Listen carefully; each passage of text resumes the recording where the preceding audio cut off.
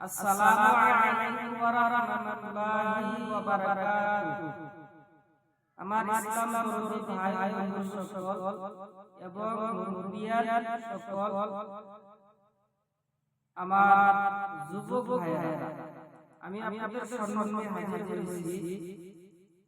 নামাজে বাহিরে কয় ফরজ, জিকিরে কয় ফরজ, মোট ফরজ কয়টি এবং কি কি, এই ফরজ নিয়ে আপনাদের সম্মানে হাজির হয়েছি। তবে যিনারা জানেন না, অবশ্যই এই ভিডিওর মাধ্যমে দেখে আমল করে নিতে পারবেন যদি চেষ্টা করেন। অনেকেই নামাজের মাধ্যমে ফরজ জানেন না, ওযুতে কয় ফরজ, গোসলে কয় ফরজ, এগুলা জানেন না। তো এগুলো নিয়ে আমি আপনাদের সামনে হাজির হয়েছি ইনশাআল্লাহ। ভিডিওর মাধ্যমে ভিডিওটি দেখে ইনশাআল্লাহ সবাই আমল করবেন। নামাজের মাধ্যমে ফরজ যদি ছুটে যায় তাহলে নামাজই নষ্ট হয়ে যাবে, পুনরায় নামাজ আদায় করতে হবে। নামাজের বাহিরে ফরজ 7টা। এক নম্বরে দেহ পাক, 2 নম্বরে কাপড় পাক, 3 নম্বরে নামাজের জায়গা পাক, 4 নম্বরে 17 ঢাকা, 5 নম্বরে কিবলামুখী হওয়া,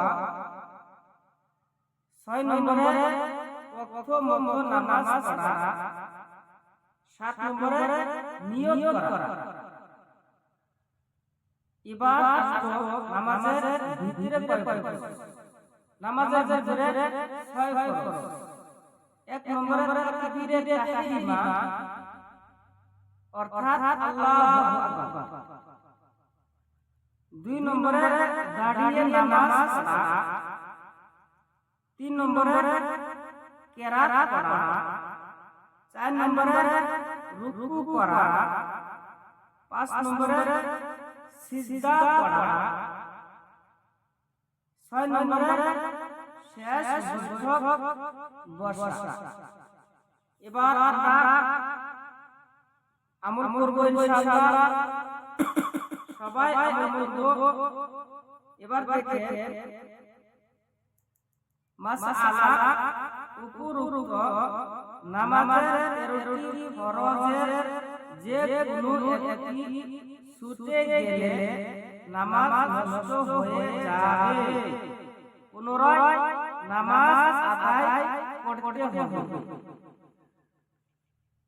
সবাই ফরজ কয়টি? মোট ফরজ 13টি। সবাই ইনশাআল্লাহ আমল নিব, সবাই আমল করব।